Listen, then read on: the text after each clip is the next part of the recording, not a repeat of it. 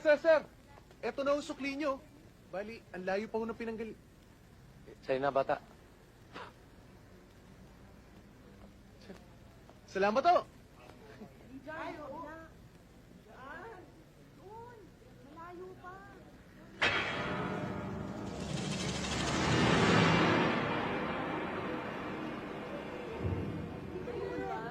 Ayon kay Mrs. Tanyada, madalas daw kayo magkasigawan sa telepono ng kanyang asawa bago nangyaring krimen. Yang Kiling, SOP na sa amin ni Mr. Tanyada yon. Sino ba naman sa mga businessmen ang hindi nagtatalo? Pero ni minsan, hindi kami nag-away ng dalawa. Mabuting customer si Tanyada. At nakapangihinayang na mawala siya sa akin. Kaya't palagi ko siyang pinangangalagaan. Coffee, Sargento?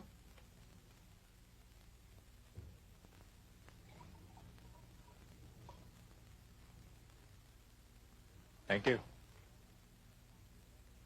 Wala ba kayong nalalamang taong nakagalit niya? Ang ibig ko sabihin wala ba siyang naikwento sa inyo bago siya napatay? Puro negosyo lang ang pinag-uusapan namin, Sargento.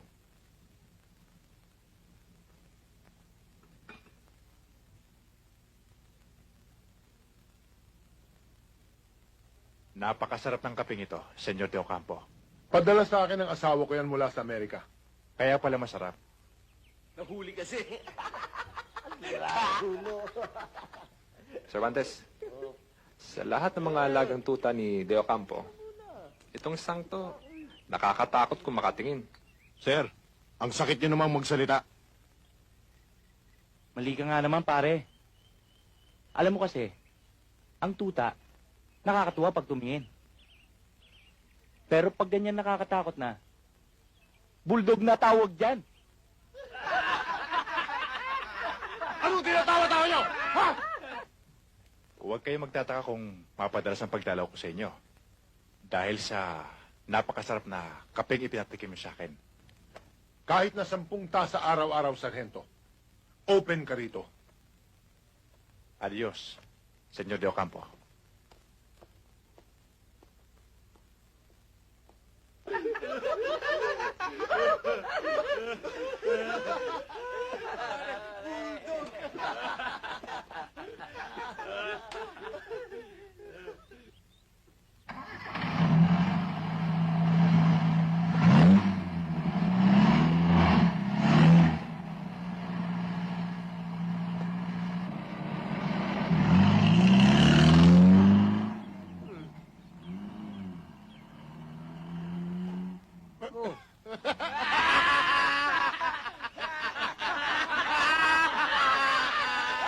Boy, ikaw na rin nagsabi. Na sanay pumatay yung killer na sinasabi mo. Kaya mas malaking problema ang pwede niyang gawin kung hindi siya mahuhuli. Maaring masundan pa yung mga gawaing masama niya. Pero Nay, paano kung maipit ako? Nasisiguro ko hindi ka pababayaan ng kaibigan mong pulis. Alam niya ang paraan para hindi malagay sa panganib ang buhay mo. Baka ano pa mangyari. Paano na kayo? Marami nang dumating na masakit na pangyayari sa buhay ko.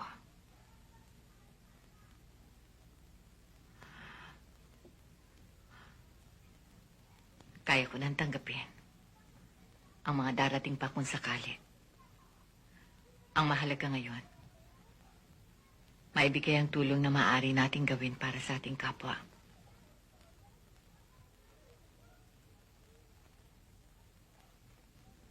Alam mo, Poy, sa mga ganitong pagkakataon lang nagkakaroon ng halaga ang isang mahirap na katulad natin. Huwag mong sayangin. Yung salamin ho niya madilim eh. Kaya hindi ko masyado nakita yung mata.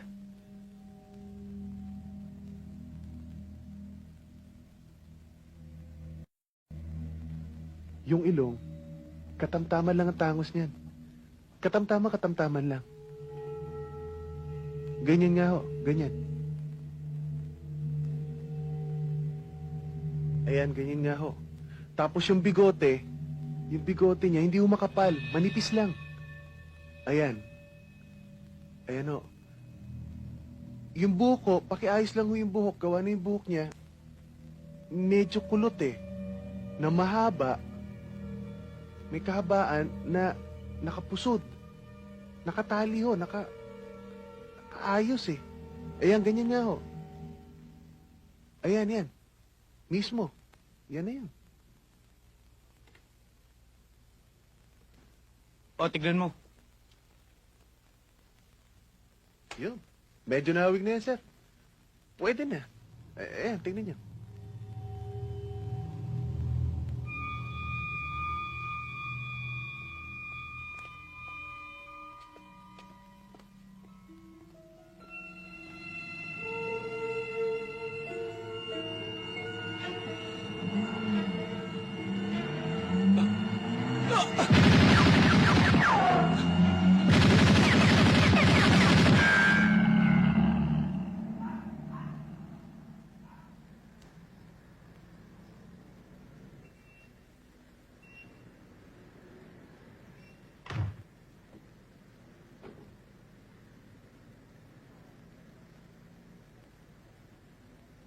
Dito ka muna pansamantalang titigil, boy.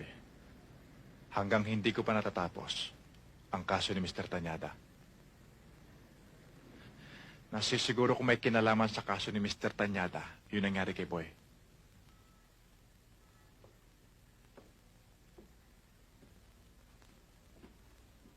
Nakapagtataka naman, pare.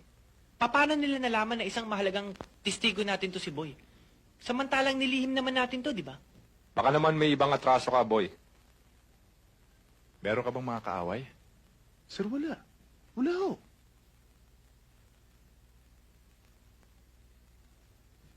Sir, kung talagang may kaugnayan sa Tanyada case yung nangyari sa akin,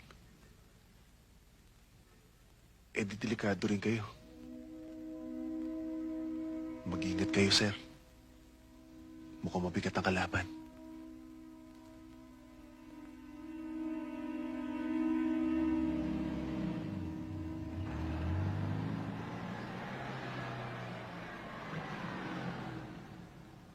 Kaya anak, lagi mong pagbubutihin ang pag-aaral mo. Para lagi kitang maipapasyal, ha? Oo, mana yata sa akin niya, matalino.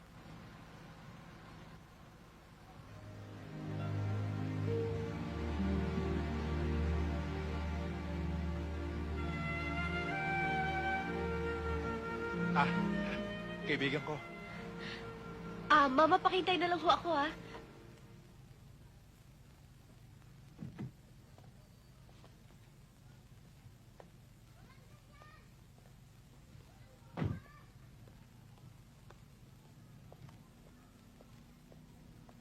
Reporting for duty, sir. Oh, kailan ka pa dumating? Kaninang umaga lang. Biglaan kasi pag-uwi ko, eh. Ganun ba? Siya yung kagagaling lang sa Amerika, yung field reporter na kinukwento ko sa'yo. Si Mitch Moran. Hi. Asawa ko si Ning. Hello. Nice meeting you. Eh, di ko pala yung sumulat ng article sa People's Journal, yung naging TOPP awardee si Alex. Ako nga ho. Alam nyo kasi, malaki na itulong ni Sir sa akin noon. Kaya naman hindi ko nakalimutan magdala ng pasalubong. Eto nga pala. Salamat, ha? Sige ho, sir. Marami pa ho akong pupuntahan, eh. Sige.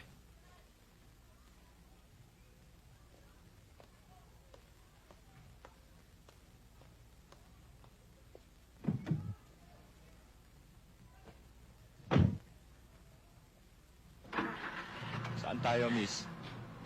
Kahit saan. Kahit sa impyerno.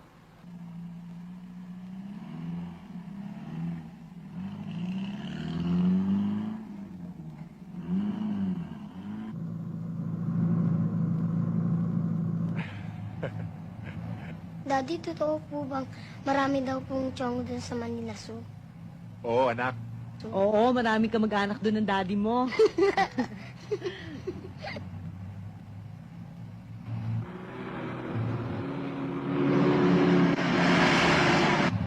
Kapaling!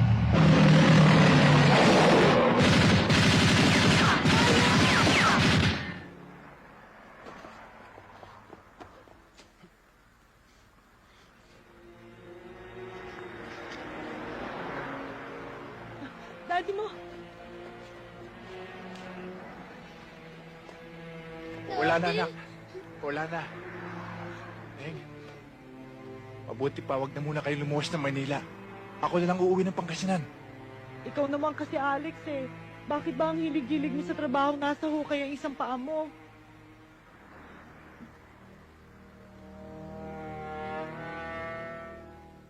Por Diyos, por santo, yang kiling. Parang sa akin mo gustong ibintang lahat ng masamang nangyayari sa mundong ito. Tayong dalawa nag-umpisa ng laban, De Ocampo. Sa atin lamang dapat matapos. Kapag binadamay sa pamilya ko, sisingiling kita hanggang sa impyerno. Sargento, isa akong mabuting Kristiyano at hindi ko magagawa yung mga binibintang mo. Oh, hindi ka ba hihigop ng paborito mong kape?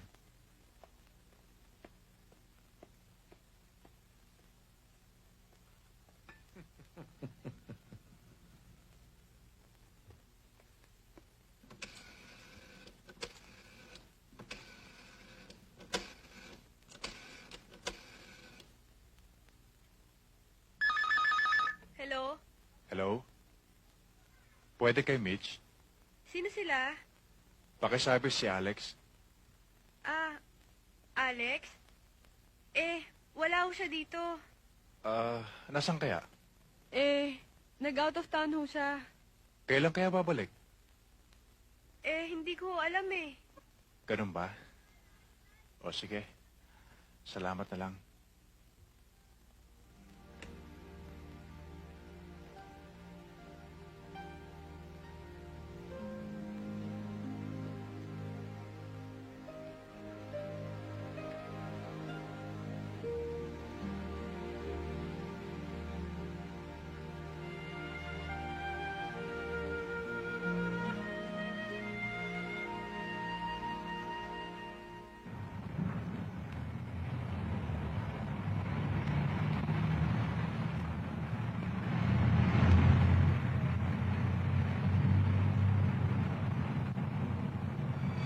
Tiger, come in.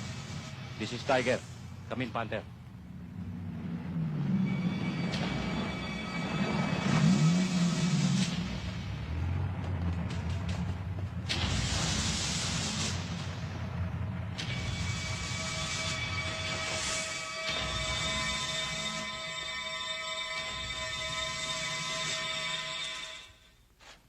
Hindi pa naman siguro malabo mga mata mo yang kiling. Maliwanag na hindi pangalan ko ang nakasulat sa bill of lading na ito. At iba pa ang address. Hindi ko malaman kung bakit nagkaksaya ka pa ng panahon para magpunta rito. Walang ganyang numero sa nasabing lugar. At wala rin ganyang pangalan. Kaya ako nagpunta rito sa inyo, De Ocampo. Dahil nagmamalasakit lang ako sa inyo. Baka ako, clerical error yung nangyari. At talagang sa inyo yung mga kargamento. Sayang din naman ngayon. Di ba, Cervantes? Aba, tama ka, Sargento. Milyon ang halaga ng mga chop-chop ng makina ng mga coaching yun. Kung wala na tayong pag-uusapan, pwede na kayong umalis ng kiling. Hindi niyo ba ako paihigupin ng paborito kong kape, Senyor De Ocampo? Bakasyon ng maid ko at walang magtitimpla. Adios, Sargento. Adios, Senyor De Ocampo.